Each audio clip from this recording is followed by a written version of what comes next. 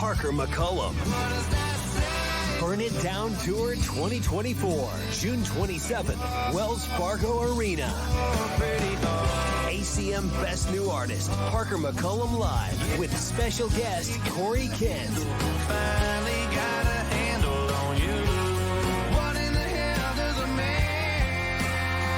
On sale now at IowaEventCenter.com. Parker McCollum Live. What does it take to grow beauty and colors more vibrant?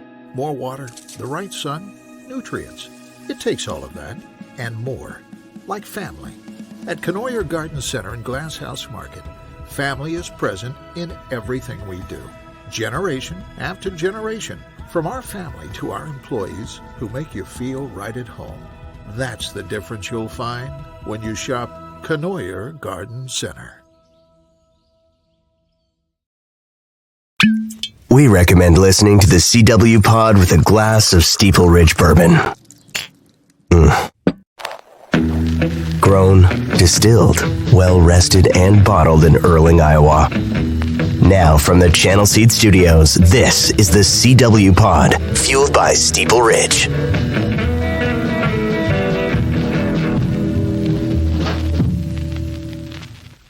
Hey, welcome to the CW Pod here on Iowa Everywhere.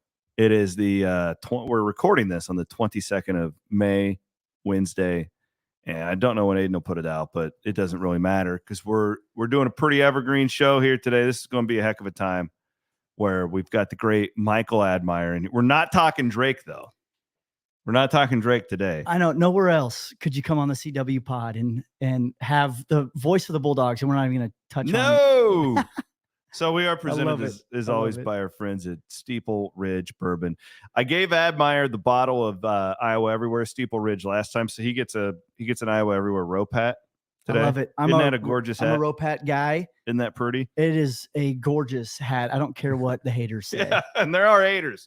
There are haters who don't like these hats. We think they're fantastic. Thank you to our buddy Andrew Downs for getting us those.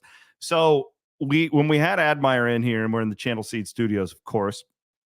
We share a very similar passion. We love our country music. Now you like the red dirt country, right? Red dirt, Texas country music. That's so you like Cody Johnson, who I was just at then. Yeah, he's fantastic. He's kind of the epitome of Texas.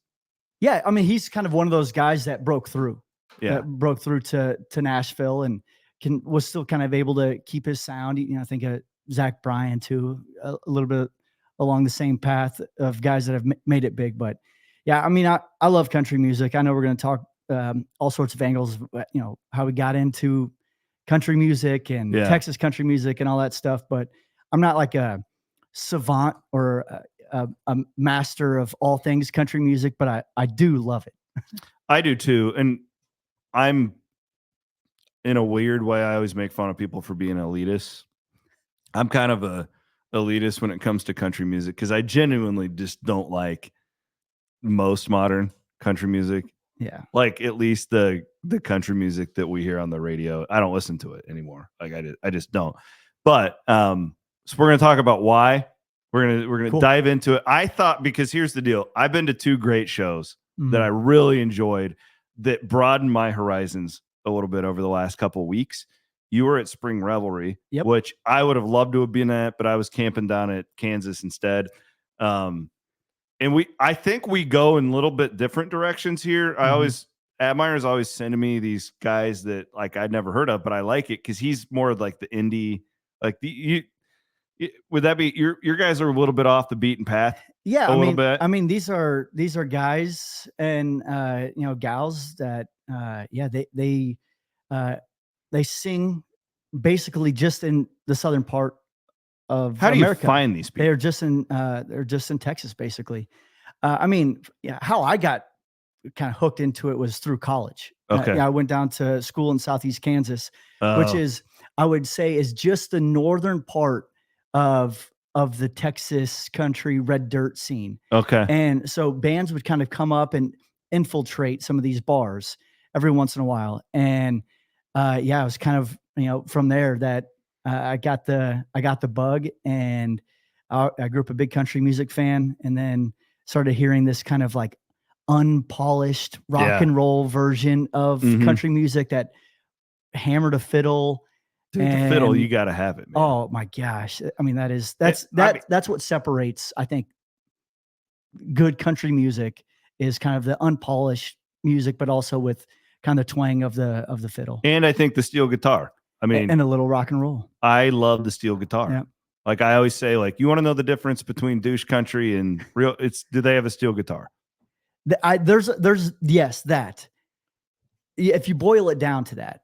But also, like, because no douche country is going to be playing a steel guitar is my point. Like Luke Bryan isn't playing a steel guitar. No.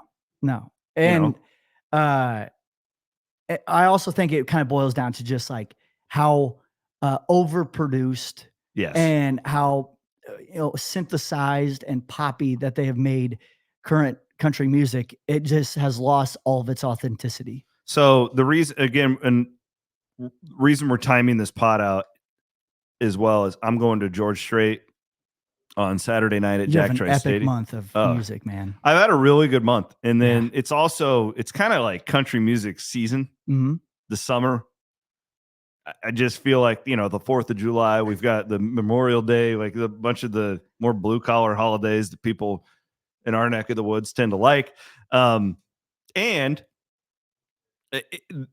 I think you'd be proud of me. So I know like going to a Zack Bryan concert isn't earth shattering, right? Because he's so popular now. Yes. But this is a guy who was nothing 2 years ago. Yep. Right. Like this is a guy. So did you you saw him as well? I saw him and then I saw Cody Johnson, which it's funny because we'll get to our favorite artists and why, but I'm a huge Justin Moore fan. And I was telling you before we went on, he does sports talk radio on the side down in Arkansas. Okay. So he still does it. Yeah. Okay. Yeah. We were talking. He has a morning sports talk radio show in Arkansas. That's unfair. But this Zack Bryan concert was really freaking enjoyable. Like I went into it and I knew most of the songs, but this wasn't a guy who, I have them all memorized. When George takes the stage on Saturday night, I'll know every word to every, and I got to tell you, I think that this Zack Bryan is doing some stuff here that's really, really going to move the needle for the next 10 to 15 years in the genre. It's interesting because he has touched on something that really only a few artists have done, but no one has done it quite the way he has because he is pretty unpolished. He doesn't have like this, super perfect voice. No, like, it's really not that good. It's raspy, but the words he sings, he's a poet. He's an artist in that sense. He's a really good writer, and he just kind of touches on something to where like you can get some of the traditionalists, some of the elitists of the country music that like the purity of it, but then he's also crossed over and pulled in some of the douche country fans. No doubt. Because, I would venture to say most of them, honestly. Yeah. And so that's why his concerts are so popular, is that everybody goes. He just touched on something that no one really has. I know that those 2 nights at Wells Fargo were 2 of the most successful nights they've ever had in the history of that building, as far as money coming in, because the tickets were pretty expensive. And then the amount of beer drank and all that good stuff helped being on a Thursday, Friday. But yeah, that show, Mike, I went into it and I was like, I'm really looking forward to this, because I had my guy Sam Summers on about a year ago, and he was telling me about, he's great. Yeah. That guy should write a book, by the way, Yeah. about all of his experience. But because Zach was headlining Hinterland last year. Yes. And we were doing a preview for that concert and that whole festival, the whole weekend. And he was kind of telling me about Zach's background and stuff. And it really got me into it. So I've been listening to Zack Bryan for about a year and a half. And it was a concert I was looking forward to. By no means was I looking forward to it as much as I was Cody Johnson, Justin Moore.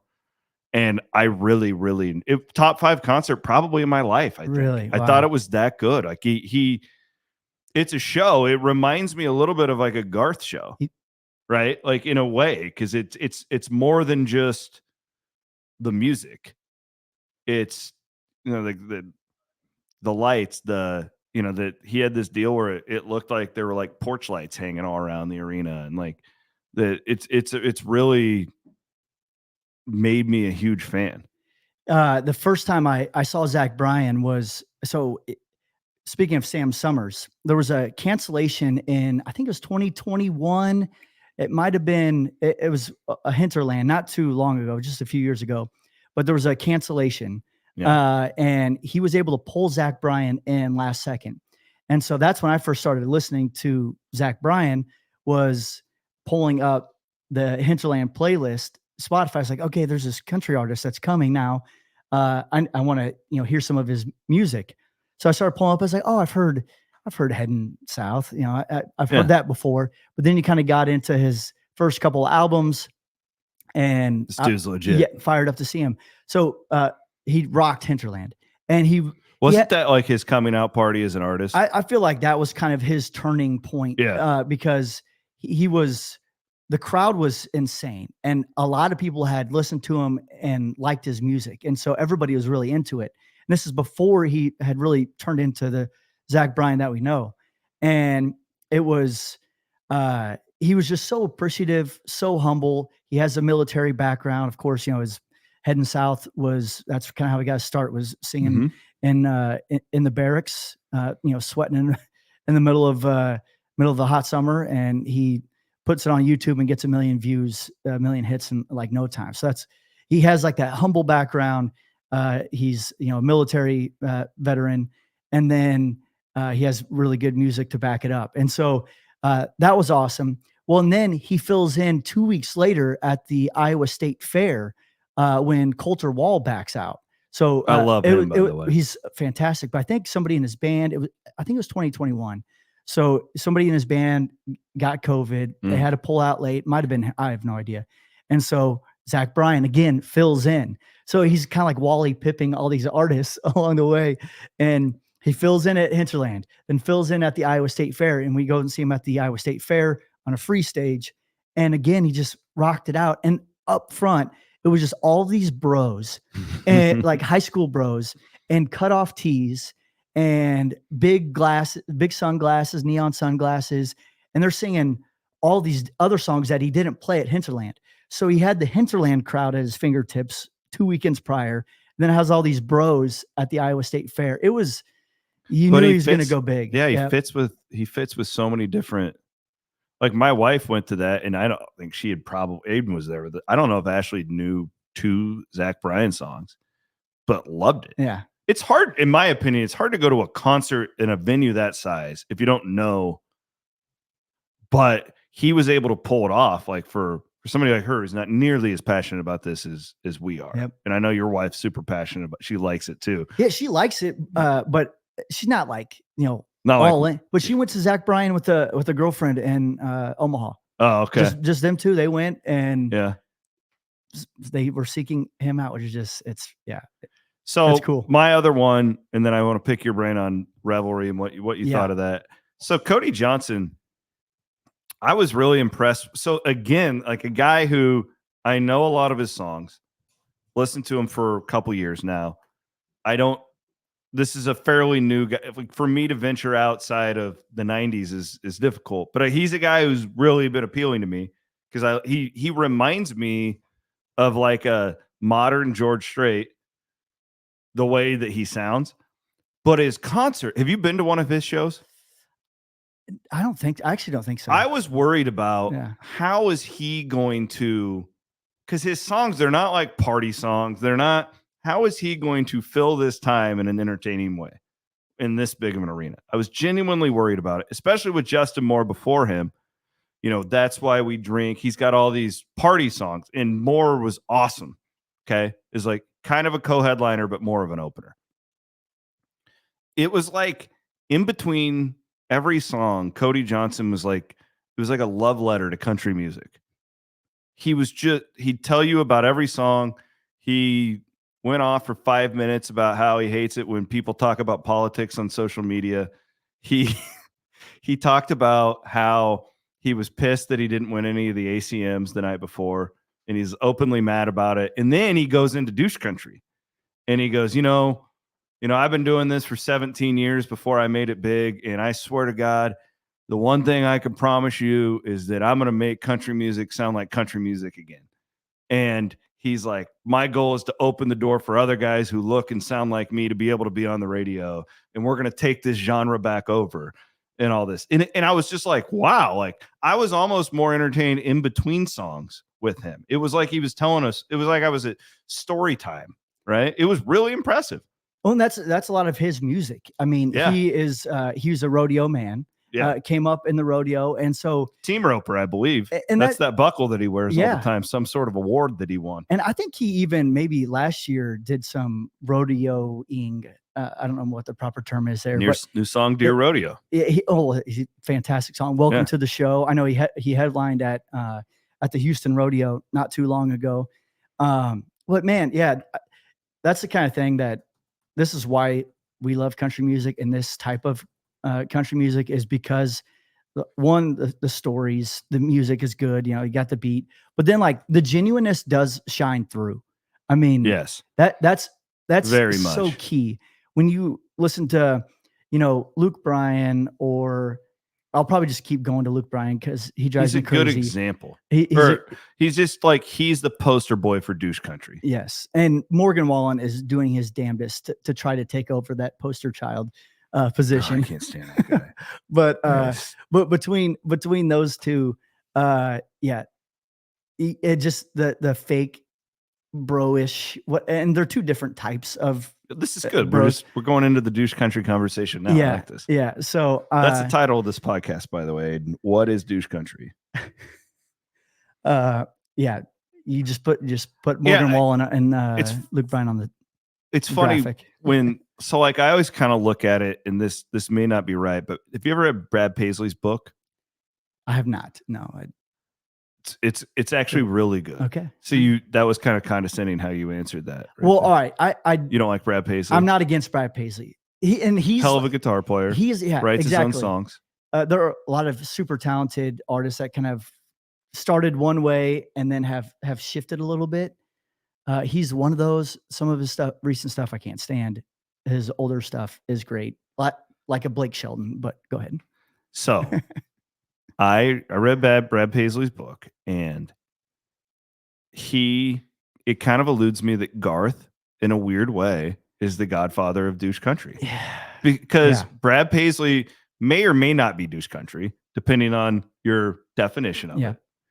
Brad Paisley, to me, was one of those artists that started off and his shit was awesome. Mm-hmm. Like his first like 3 albums were up through Mud on the Tires. Is like, he would have been on my top 5, but then it just got trash. Like it was bad, whatever. But in his book, Brad Paisley writes about how his grandpa got him a guitar and he's learning how to play it and all this stuff. And then all of a sudden this guy named Garth Brooks comes around and he's playing an electric guitar. And he's like, oh, I don't have to just sit on a stage like George Strait anymore. But then like the industry, they just take it to another level, right? So like Brad's out there and he brings an electric guitar into his music, but it still had this like, because he was a little bit like Zack Bryan, where he doesn't have that good of a voice. If you listen to Brad Paisley sing, it's not going to blow you away. But it was like everything else that he started to bring into it that got him to cross over, and he becomes this guy, and like, right. But then they just keep pushing and they keep pushing and they keep pushing. And then you watch these award shows and there's no semblance of real country music anywhere to be seen. Yeah. Am I overplaying this? No, you can't blame. All right, if we're gonna get like into the nitty gritty of it all, like, just bring it, Admire. No, you can't fully blame the artist, because they want to make a living. And what is the music that is going to be the easiest to sell, that spreads the widest, that makes the most money? And it is the stuff that is kind of poppy. And like, I've listened to some Luke Bryan songs, and Country Girl, Shake It For Me, I'll sing it a little bit, but Shake It For Me, girl. It's catchy. There are very catchy ones, and that's what sells. And then the industry sees that. But he's even a guy, his first couple albums were pretty good. Seriously. Luke Bryan? Yeah. Oh, they were pretty good. I know. I need to go back and pull up his. Rain makes corn, corn makes whiskey. Yeah. Makes my baby a little bit frisky. And he, he's from Georgia. He actually has some Southeast Kansas ties. And I've heard stories of him, coming up, and he hunts in Iowa. Well, him and Chipper Jones. Chipper Jones, and then LaRoche, Adam LaRoche, Yes. is from Southeast Kansas. And so they would go to Southeast Kansas to LaRoche's farm and hunt and like sing around a bonfire. Don't quote me on this. I think they own some land in Taylor County. That's back where I'm from. Yeah. I mean, I'm almost positive that they do. I wouldn't be surprised. Bobby Knight used to as well. Huh. Bobby Knight used to be seen constantly in these little bars in a town called New Market, Iowa. But people just leave him alone. You know, they didn't bother him, but he owned like some land and he'd go down there and hunt all the time. And I think those guys may have bought it from him or something like that. Like there's some sort of but yeah, those guys are in town a lot. It makes sense. No, they're, but whatever. That's the thing. That's where I bet you can't blame them fully. I don't think Luke Bryan's even hunting. He's just there to look like a hunter. If he's actually pulling the trigger, I'd be shocked. He'll take a picture though. You can't even bait a hook. To take a quote from Justin Moore. No, okay. So like what I always say, the tall time, the tail, what will tell you everything you need to know. Is there a steel guitar or a fiddle? I think would be where is the douche country line for you? I think it's kind of going back to what I was saying. It's just like when you hear something that's like so overly polished, extremely poppy, a little auto tune in there. And then I think you can feel the disingenuousness. I don't know if there's like a specific like instrument, that you insert into a douche country. It's just kind of all those factors. And then that's just kind of when you know it's douche. Because I used to have it all wrong. I used to think like, what is the definition? I would say, listen to Rascal Flatts. And I actually take that back now. Because I think that's genuinely who those guys are. And they just somehow got put into country instead of pop. Yeah. Back in the day. Yeah. Somehow some country label was like, we can make money off of these guys. And listen, I'm not like endorsing their music here, but what I'm saying, they're not the poster for douche country. Like, that's just, you could put them on a pop station, they're going to sound the exact same. They're not doing it for anyone. That's just who they are. They're this group of guys that, they're like they're a douche version of Diamond Rio and Lone Star. I was going to say Diamond Rio is like, they're so close. Diamond Rio, but so far. Diamond Rio had the steel guitar. Yeah. They had the fiddle in the background. Yep. And there's just, something just like a little bit more genuine and true about them. I forgot. I was going to tell you this. My Adams County Fair, back at my home racetrack that I used to grow up announcing at, they're having Sawyer Brown and Diamond Rio on the same night. That's fantastic. Like coming up. Yeah. Because Sawyer Brown. We should take a camper and go down there. I'm in. How much fun would that be? We'll haul the green lady down there. We'll bring the girls. We'll bring all of our girls. It'll be a blast. That would be awesome. Sawyer Brown played at the state fair last year on one of the free stages. How was it? Did you go? No, we did not go, unfortunately. But so he's got some. I think I can say this now. And you come with me if you want. But my friends at Channel Seed. Okay. We are having a company event, not for Iowa Everywhere, but for Channel Seed. I'm going to be the MC of it. It's coming up in August. Blackhawk. Oh my gosh. Blackhawk in this tiny little town in central Iowa where my guy Fouch lives. Uh-huh. We're having a Blackhawk concert. They're hiring him to come in and do a private event. Wow. That's fantastic. Yeah, they're great. I mean, that's a band right there. Absolutely. And that's like another one of those bands, when I was sitting here looking at, we're going to do our like top 5 favorite personal artists, which is, which is a loaded music is so personal. Yes. So these aren't good, but they'll get people talking. Yeah. Get people talking. You think about, Lone Star, Blackhawk, Sawyer Brown, even kind of thinking through some of the 90s artists that had like just like 3 or 4 really good songs that are such a part of your John Michael Montgomery. There's such a part of your childhood. So many kind of hit back on growing up, but Winona Judd. They're maybe not top 5 ish, but like maybe one of their songs is number one for is, you. is number one. Or, yeah. So It's all what it means, and that's why I love the genre so much. Is I can just so I'll tell you, like, one of my guys is Justin Moore, and it not for everybody, like, but I don't think he's douche because he's a real dude. Like and I think he's probably had the opportunity to sell out a lot of times, and he just hasn't, and that probably put a plateau on him. Dierks Bentley, in my opinion, would be in the same. Like, instead of going pop, Dierks Bentley's making bluegrass albums, right? Like, so what does that tell you? That's why I kind of respect him. The reason I fell in love with Eric Church so much. Have you heard his story with Rascal Flatts? Is this when he got kicked off their tour? It's a funny thing too. So Eric Church back in mid 2000s is opening for Rascal Flatts. And they kept warning him that he was playing too loud. There's a great Rolling Stone piece on this. It's like 10,000 words, but it's totally worth it. But he was playing too long. And basically he was better than they were. And they kicked him off the tour. And they brought in a young artist named Taylor Swift at that time to come in and take his spot. True story there, Aiden. He's a Swiftie over there. Shout out. So what Church did, this motherfucker starts booking his own concerts in the same town at different venues, like across the street from Rascal Flatts. Is that not the most epic thing you've ever heard in your life? It's so good. I love it. That's another thing, like the rebelliousness. Yeah, that's the outlaw. The outlaw countries. Yes. And I think that's maybe the best way to describe the type of music that maybe we like is like the outlaw genre, which is kind of more all encompassing. But yeah, it's talking shit about the polished Nashville music. It's scheduling concerts. I in was the same shocked town Cody Johnson did that. Yeah, because he probably has like producers that crossover, and here's another thing is he was insinuating they didn't give him any of those awards because he's too country. That's what he was insinuating the other night. It is so political, and it is who's your producer, who's your agent, who wrote the song, who'd you give co-writing credit to, all that stuff.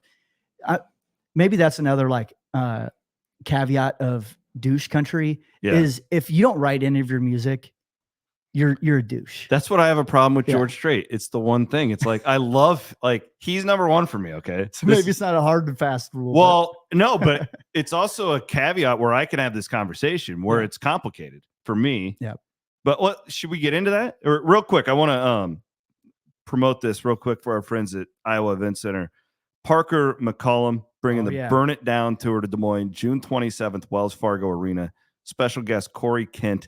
Tickets are available now at highvtix.com. You said you're going to this. I'm going. Yeah, we got a big group going. Chris Connolly from the Iowa Event Center helped kind of coordinate some tickets for us. Awesome, man. I saw Parker McCollum in New Braunfels, Texas, a few years back. So he's red dirt country. He's Texas country music through and through. He's kind of broken through to Nashville. Mm-hmm. He's got the look and the sound, but he hasn't crossed over too much.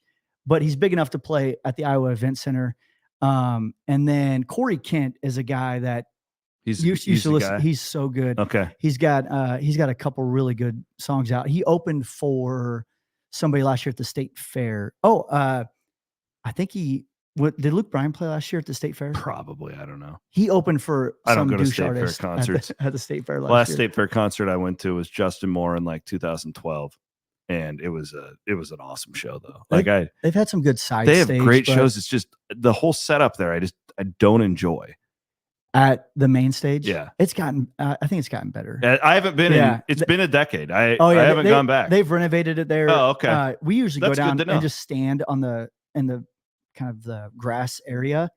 And so that would be better. Yeah, it has improved tremendously. Good. I'll give them another shot. Yeah, I go to the State Fair. The music's better. Like the sound is better. Yeah. But the other guy, write this kid down. I was super impressed. Now, I don't know his catalog enough but Drake Milligan. So he opened for Cody Johnson the other night, and he's 25. And I turned to my wife and I said, this guy's got it. Like, he's got it. Like, and I don't know, maybe he's the next Luke Bryan. I don't know. This guy's going to be famous. Yeah, He's unbelievable. I need to check this dude out. I mean, he's You like say dancing. Elvis? Yeah. So there's some. Or he Aiden, played look Elvis. this up. Aiden, look this up. This Drake Milligan. He played Elvis on some television show, and he looks like Elvis on stage. He's like moving his hips around, like he's really. And then I was very impressed. So I'm taking Elise potty, because you got to go on the potty break. He's out there in the middle of Cody Johnson signing autographs and taking pictures with people, just walking the halls, which I thought was really cool. Yeah, he's reaching out, trying to make new fans, and he had merch. He was out at his merch stand signing T-shirts, and that is really cool. I mean, this is 2 hours after he was done playing. Yeah, and he was still in his outfit or whatever we call it. It was really impressive. Yeah, he gets it. If the concert wasn't going on, I would have taken my 9-year-old to go get her picture with him because I think it could have been cool down the road. But I knew she wasn't going to want to miss Cody. She's a Cody Johnson fan, so I thought it was because you wanted to get back and listen. But if it, my 9-year-old, man, I'm telling you, Mike, you would love it. You would love her being in here. Those pictures were adorable, man. We were walking out, and she goes, "Dad, when's the next one?" Like all she wants to do is go to concerts all summer long. Oh man, that's good of you to like take her to those concerts, because I mean you could have easily, left her at home. Yeah, and it would have been a lot easier. All that. You wouldn't have had to step away to go to a potty break or whatever. Yeah, but man, those are memories that are gonna last forever. That's I know a lot of parents parent however you want. I'm very much take them everywhere. And then they just kind of become immune to it. You just socialize them like you do a dog. My wife always says the dog, the best thing you could do is take your dog to a farmer's market, like the first 3 weekends you have it. So it sees all different kinds, shapes, colors of people. Yeah. Right. So just they get acclimated to everything. And then they're over it. I mean, I take my kids to dirt races. They're going to, figure it out. I know you're bored. It's not the end of the world. Get you some cotton candy. You know what I mean? Yeah. And they did great. So we're doing the same. We've taken Everly to. She went to Spring Revelry with you, right? She did not. Oh, so okay. I thought she was there with you. Okay. Which that would have been a really bad parenting move because of how the weather turned out. So we were like, oh my God, because we thought about it. But she went camping with us Friday night.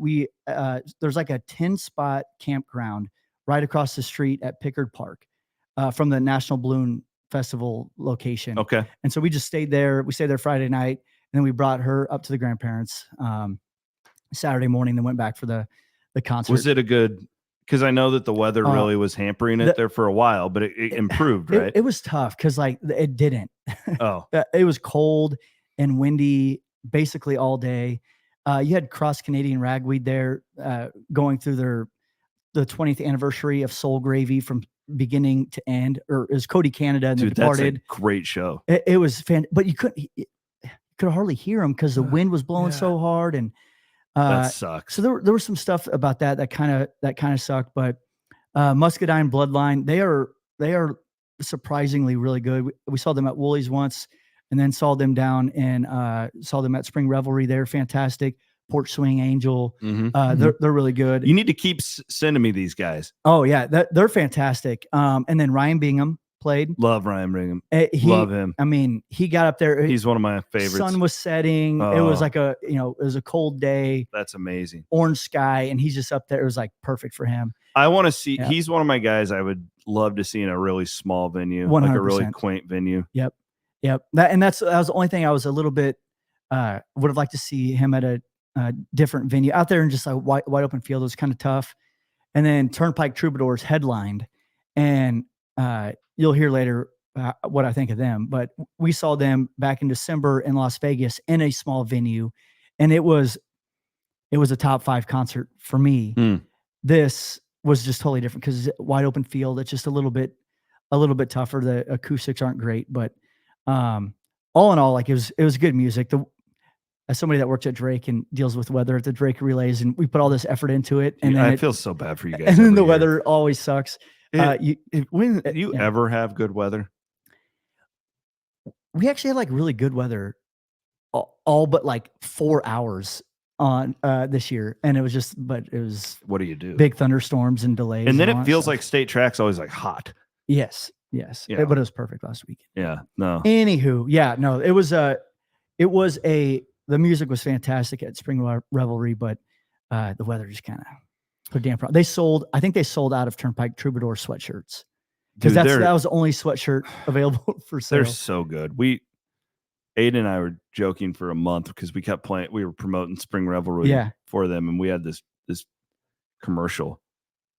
And what was the name of the song? I don't know. It was going down, still beat steady. This hard I handed you for. I can't remember the name of the song, but man, it was so the good. Best ad we'll ever play here. Yes, Brought me. Yeah, that's on their new album, which I want to save some Turnpike facts and some nuggets for your top five. For the top five. Real quick, did you find the Drake Milligan TV show for our people, Aiden?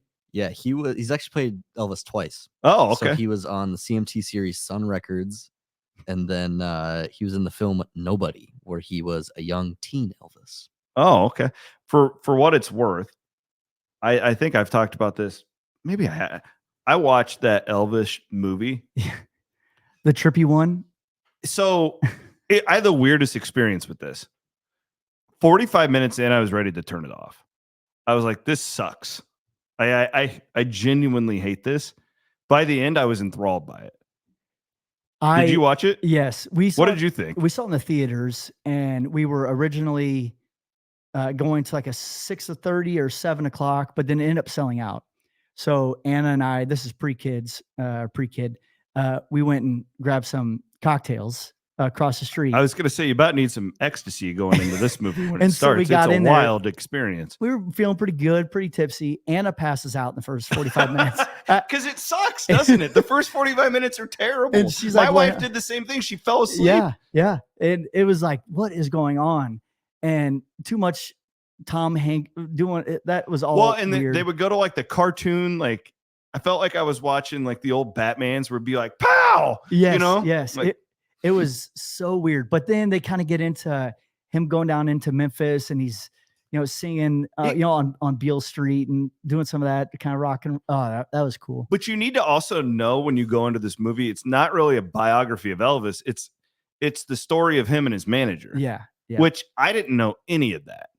I didn't know going into it. I thought I was going to watch an Elvis biopic. Yeah, exactly. You're thinking, who's the Rocket Man and Queen. Did you like the movie when it was over? Like, no, you didn't? I didn't. I found myself with that. Okay, so I wouldn't say I loved it, but it made me very curious. So now I'm reading the book that it was based on because I was so fascinated about this relationship. Yeah, I didn't even know there was the Colonel. Yeah.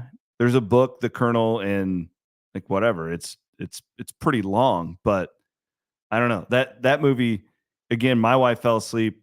I about turned it off, and I'm glad I didn't, because I just don't sit and watch movies very often. So I'm like, all right, I'm already pot invested here. I need to just keep going. There's another example of how managers and producers can ruin something good. Mm-hmm.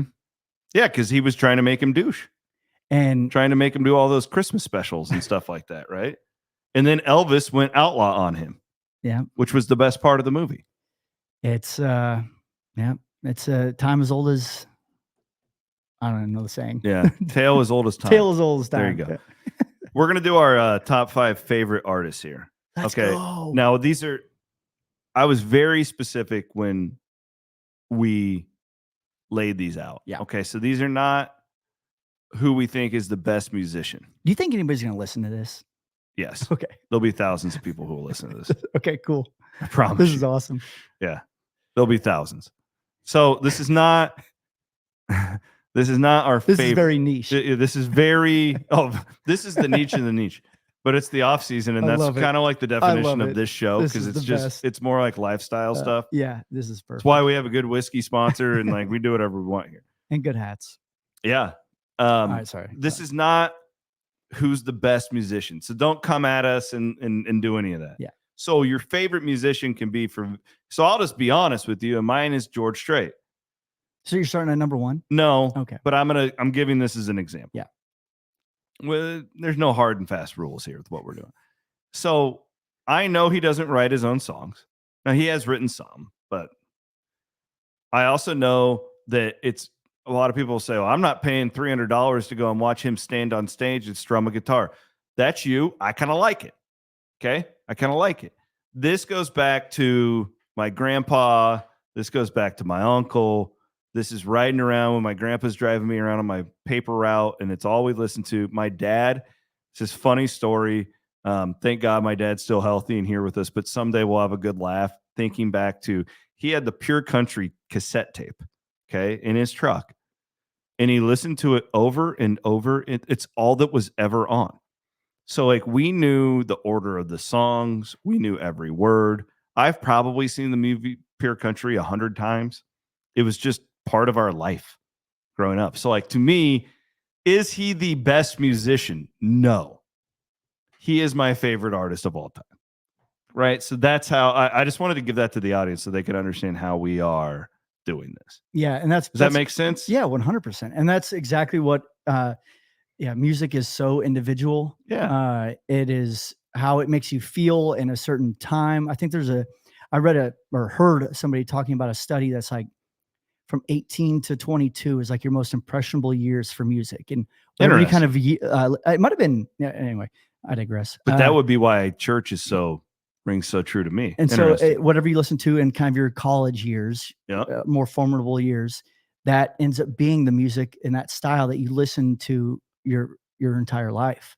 But it's of a time, it is of a feeling and all that stuff. That's music, and it is so personal. And so, yeah, some of these artists you may have never heard of, or you have, and you're just like, whatever. But hopefully this maybe spark conversation. Yeah, hopefully we can give somebody some new. Go make the search on the Spotify. Yes. And absolutely. So who's number 5 for you? Okay, number 5 for me is the Josh Abbott Band. Okay, I've heard of them. They are Texas country legends. They're still young. They're still producing music, all that stuff. But they're one of the more poppier of the Texas country genre. But they have a fiddle player that absolutely shreds. They've had a couple different fiddle players come through playing for them, but they still a key to their music is the fiddle player. They have songs with Casey Musgraves, good friends with Miranda Lambert. Carly Pierce appears on a couple of their songs. She's so good. Yep. They're I think all three of those female artists are awesome. Yeah, they're the best. That'd be my favorite 3. So to be honest. Female artists. Yeah. Josh. So Josh Abbott is one of those guys that's kind of broken through on the radio a couple times, mainstream, but has never, fully put 2 feet in. And man, they've been putting out great music since 2006. They sing a lot about Texas. They talk a little shit on douche country and polished pop country. Love that. And so they're my number 5. Okay, that's good. Randy Travis for me. Ooh, gosh dang. Randy Travis, man. I had 3 guys. What a voice. It's funny because I have my top 4 that are locked in, rock solid, and then 5 was tough. I had him, Craig Morgan, and Alan Jackson all there. It's just classic, man. Craig Morgan's a little more niche, but Randy Travis to me, it's like those songs. He was like in my mind, he's this throwback that goes beyond the 90s. But then he was able to kind of stay relevant, and he kept making hits, and he didn't really ever change his tune, right? Like he has a very distinct voice, very much songs that you would sing to your daughters is how a lot of nights rocking children listening to Randy Travis for me. That's good. Up until the rocking your kids to sleep, you described my number 1 artist. Oh, you just want to jump there? No. Okay. All right. Well, I'm counting down. All right. Okay. Who's number 4? These are my rules. Or for We're just moving them around, baby. No, and I kind of like you. I wrote down 20 names, and then I've been shoveling water out of my basement. Otherwise, I would have been that prepared as well. I had to give a little shout out. Garth, Kenny, and Cash. Those 3 are. Yeah. I love listening to their music. Each one of them kind of has a special place but I wanted this to be uniquely understood. Kenny was my college guy, by the way. So you say, Chris, think of your college years. Kenny Chesney's the guy. Yeah. Yeah. No, everything. We go to Arrowhead all the time and see him play. I want to do that one year. Can I come with you one year? It's a mess. Do that? And we're not going this year, but yes, I want to do absolutely. that one year. I want to do that. You take us to the Clarinda State Fair or County Fair, or whatever that is. Well, Sawyer Brown and Diamond Rio, man. That's fantastic. At the Adams County Speedway. That's gold. Oh, man. Can't beat that. No, that's all right. I'm gonna look into that. We're gonna perfection. do that. We're gonna do that this summer. All right. I like it. All right. Who's number 4? All right, number 4 for me. Last time I appeared on your podcast, I wore Clay Walker. Oh shirt. Yeah. Love Clay Walker. And I saw him play at the Power and Light District in Kansas City. They do like hot Thursday nights where they have an artist all throughout the summer on Thursday nights. And he's quintessential 90s music. Yep. And he played all these songs for 2 hours. And then the last 20 minutes, he went through all of it was either his top 10 or number 1 hits. It was something wild. And he played for 15 straight minutes, just one, like a minute or a minute and a half of all of his best songs. And then if you go back and kind of play him, it is, I mean, hit after hit after hit. So he's somebody I always turn on when I want to kind of go back into that 90s country. I'll just play a little Clay Walker. I saw him perform at the Grand Ole Opry once. Oh man, it was the night that fantastic. Carly Pierce got inducted. I just was. Oh, really? I was randomly in Nashville. I was there for a convention, and I was like, "Oh, who's at the Opry tonight?" And I bought one ticket, and kind of neat. It was the night she was inducted. Trisha Yearwood put her in, and Clay Walker was one of the openers. Holy cow, that's really good. Was it at the actual Grand Ole Opry, kind of outside of Nashville? Yep. Yeah. Mm-hmm. That's cool. Yeah, it was at the one. What's interesting about that when you go to it is it's like a radio show. Yeah. Yes. They have like a host. Yeah. Then they have a commercial break, and then they're going to bring on the next artist, and that artist will play for 15 minutes, and then they have another commercial break, and it's wild.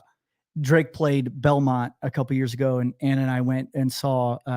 I think David Nail was like kind of the headliner there, but it was Grand Ole Opry at the Ryman.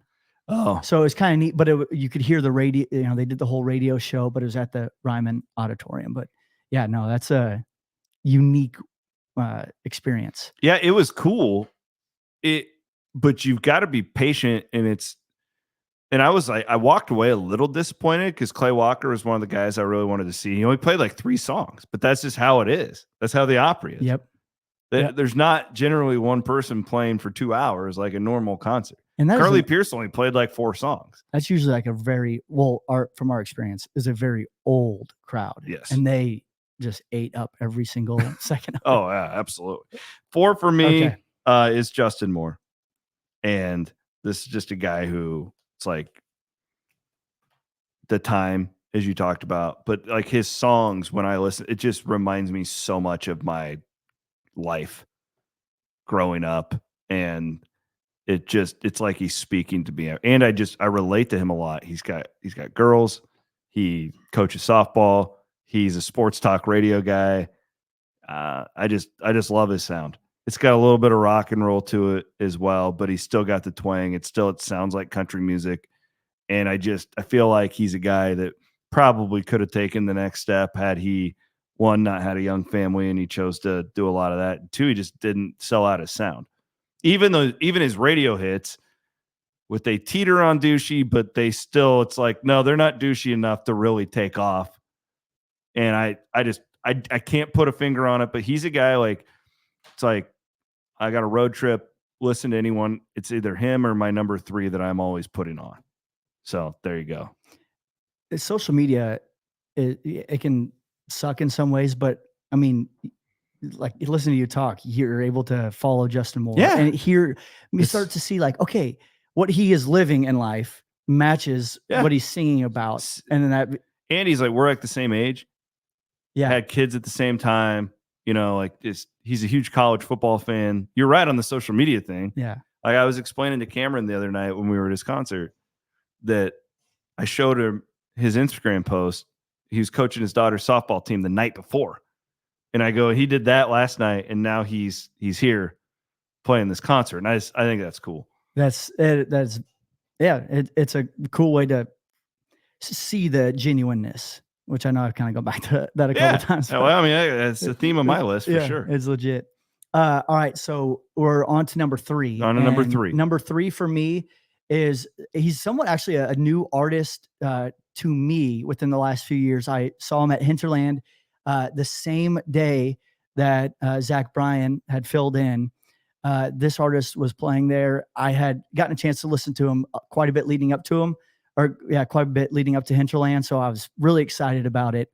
And he has, if it wasn't for how new he is to me, he might be number 1. He's my number 1 currently. Okay. But all time, he is in at number 3, and it is Paul Cawthon, rocking the PC hat right now. Oh, nice. Little Paul Cawthon. He is. How do you spell his last name? Cauthen. I'm gonna check him out. He is, it's hard to kind of bottle him into country music, because one song you'll listen to and you're like, that's pretty like rock and roll, edgy. There's that one song. And then the next song you play and you're like, that's kind of gospel-y. He has kind of a gospel. Yeah. He has kind of that big Elvis, Johnny Cash, boastful voice. He has a really good voice in that sense. So it's like gospel-y. He's also got rock and roll. And then he has an album out where he plays some like funky disco country. And then another song is 90s country. He's very versatile. He's extremely versatile, but he's got a feel that kind of ties through everything. And I don't know what it is about him, but it's just, I love his sound. He walked out onto the stage at Hinterland in a cowboy hat, a black like silk pearl snap, and sweatpants and boots. I was like, this guy's awesome. He's from East Texas, and what's fascinating to me when you're describing and I said again, if you guys are interested at all in this, go back to the one I did with Sam, the podcast I did with Sam Summers last year, and I talked to it's fascinating how much music there is that's out there that most people don't know about. Isn't that fascinating? Like in a world where you can press one button and get anything out to the world, like there's this whole like genre of music within the music that I like that I haven't even heard of. And that's why we really liked going to Hinterland. We went one year, we're like, oh, let's just kind of see what it's like. And we listened to the Spotify playlist leading up to it. And it was like all these different artists. And then you get there and you hear them play live. And then that's your summer soundtrack. That's your soundtrack into the fall. Some of those, artists that you listen to and then you pick up what you like most.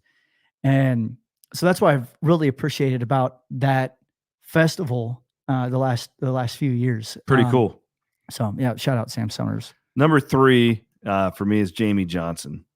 I love Jamie Johnson. This is another guy who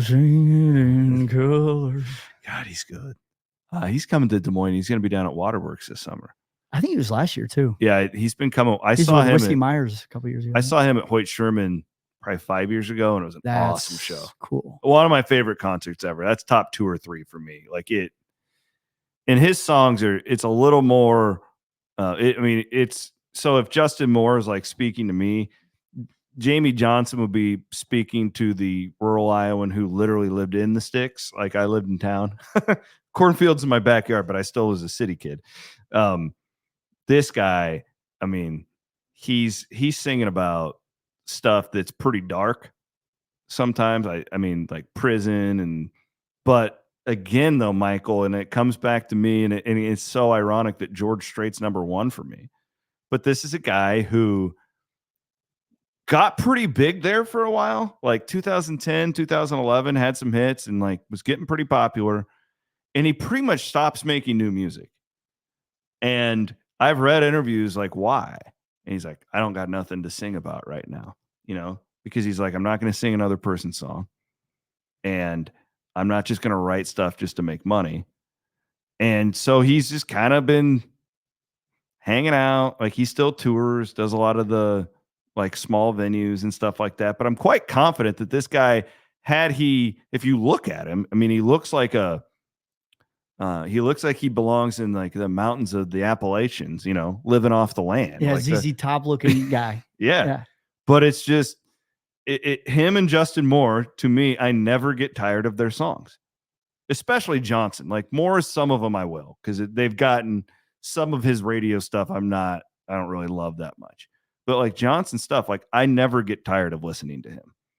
And I never get tired of going to his shows. And he's a guy who I feel like will be timeless because he's going to be able to sing this stuff at the same effectiveness, if not more, when he's in his 60s and 70s, right? Like, so, and I hope he makes some new stuff at some point, right? Like, I hope that he really can dive in, but he's a good guitar player. He has a great stage presence, but he's not overdoing it. And he's a guy that just sticks with me.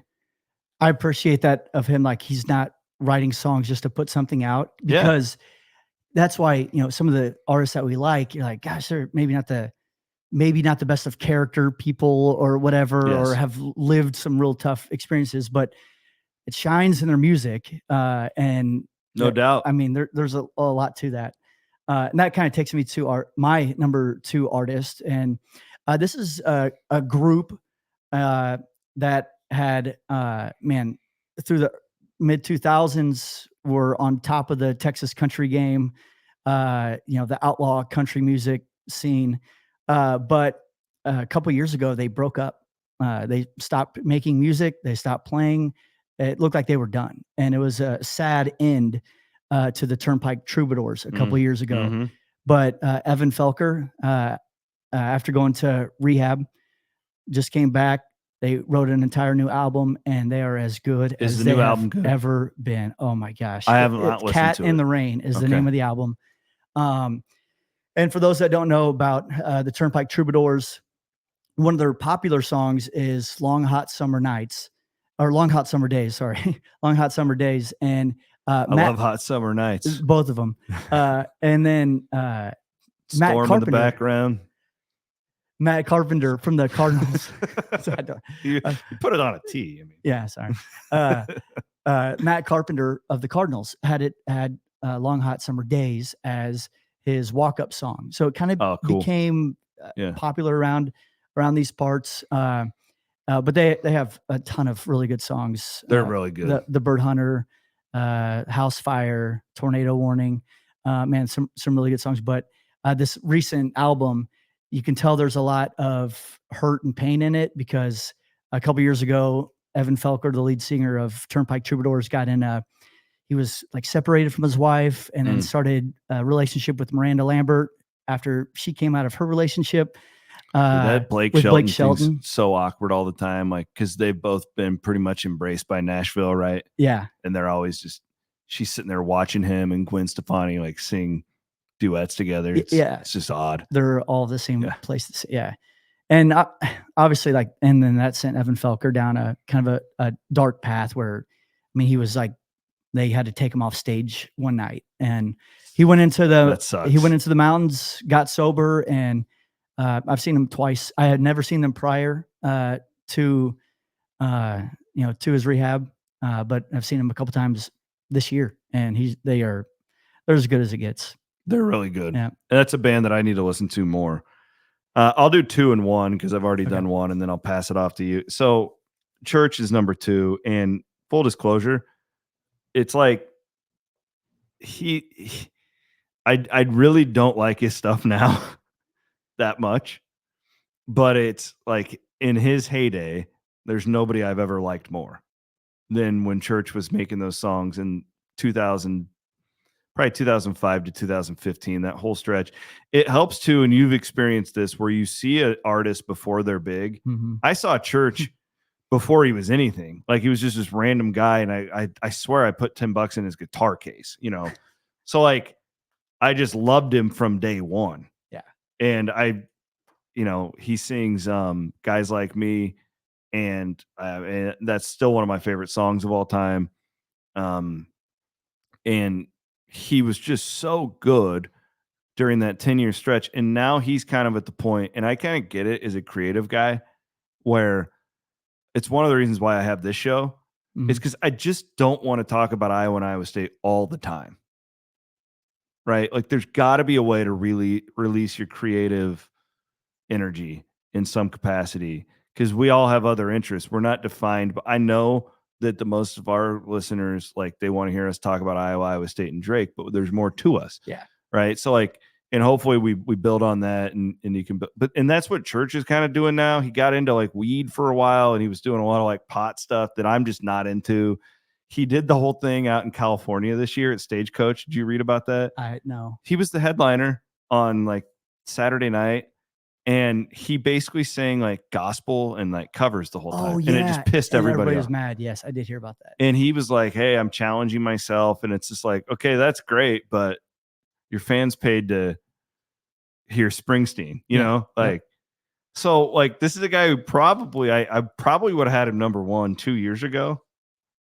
And I have a feeling he's just going to keep dropping down the list. But like, again, that 10-year stretch was as good as any stretch that I've ever had in my life. Yeah. And Chesney would be right there too.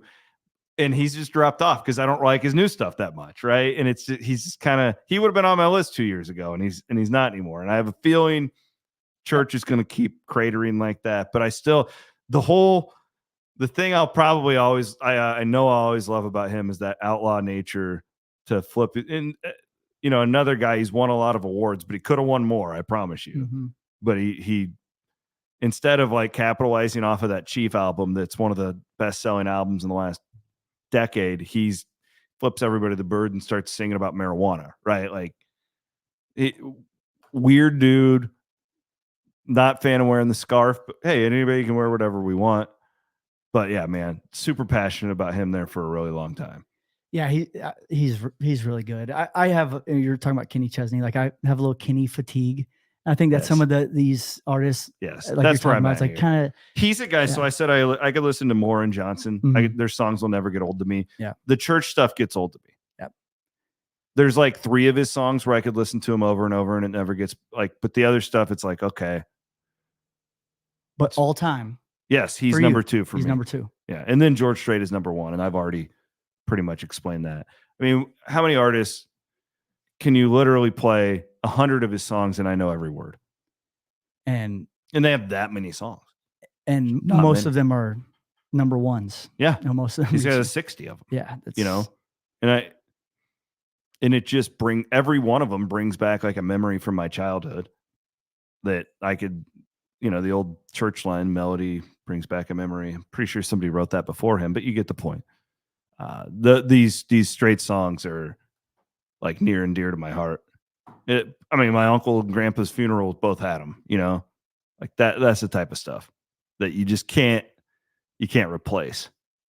That's beautiful, man. Yeah. That's great. I didn't know we were getting so deep. Pour us a bottle of this whiskey. I'll keep my number 1. I got to go to school after this though. I don't know if Miss Frederick over at Bondurant would appreciate Steeple Ridge on my breath walking into Anderson Elementary. Yeah, save it for after that maybe. No, my number 1, I think, just kind of ties all of the genres for me together, all the angles of Texas country music and some of the popular stuff, but then also goes back to some of the roots, and then, you know, flies through the 90s and still relevant today. And probably my favorite concert I've ever seen at the Surf Ballroom, and that's Dwight Yoakam. Yes, I texted you about him at Stagecoach. Did you ever get to watch it? I did not. I need to go back on Prime and check that out. But Cammy liked him. Yeah, I mean, he's got some flair and some swag to him. I mean, he's getting older, but he can still bring the house down. So he was opening at Stagecoach for God, was it Morgan Wallen? Morgan Wallen was there. I don't remember who was the headliner that night. And I texted Admire. I'm like, oh my God, you got to get on Amazon Prime, Dwight Yoakam. And I say, Cammy, get downstairs. And we put it on the big screen because I love Dwight Yoakam too. Yeah. And I'm like, I don't know if you're going to like him. He's pretty country. He's so twangy. And she thought he was awesome. Yeah. Because she knew a bunch of his songs from me because I have him on all my playlists and stuff. But that, to me, though, there has to be some sort of like historical, like somebody in your past was listening to Dwight Yoakam. Yeah, right? I mean, my dad is, you know, when I was growing up, my dad did some DJing on like Friday and Saturday nights, and would play some Dwight Yoakam. And Dwight Yoakam and 90s country takes me back to being in the Ford F-150 where you crank the window down and you got to turn the music up just a little bit too loud because the wind's cutting through the truck, and you're sitting there with your pops. Like there's nothing better than that. And I think there are several artists that maybe hit that. We talked about some of them earlier, but Dwight Yoakam, for me, just kind of ties it all together. Yeah, he wears belt buckles and has. Have you seen him in the and, Four Christmases movie? No, but he also has a little bit of an acting background. Yeah, he's great in the Four Christmases. For those people who may not know but have seen the movie, he's the crazy like preacher who Reese Witherspoon's mom is in love with. He's funny in it. He's funny in it. Well, this was good. Awesome. I thought this was good timing going into the summer to knock this one out. And I'll be up at. I'm looking forward to seeing. Stapleton's really fallen off for me too. Like I'm not nearly as into him. I'll be interested how he plays in Jack Trice, but I like him. Yeah.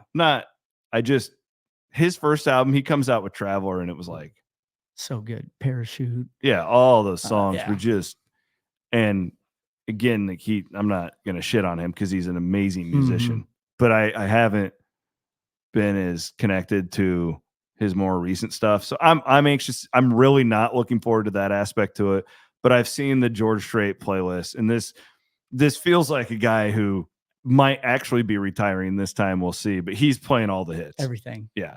So it'll just be have fun, man. Yeah. This is a good, like, stand up and sing type of show, and not a sit back and admire the steel guitar player. Oh, shout out to the greatest fiddle player of all time, Gene Elders, too.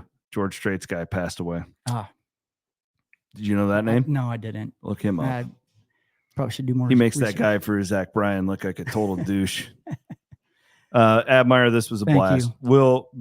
Admire going to work on getting down to the Adams County Speedway for the Diamond Rio and Sawyer Brown show. We'll do a live video for you guys if we do make it down there with the campers. We'll see. He is Michael Admire. We appreciate him coming in. This was a lot of fun. We will be back. I may not have a CW pod next week because I'm going on vacation, but if we do, we'll make up and do a couple of them the week after that. Thanks to Abe White for producing, and thanks for listening and watching Iowa Everywhere.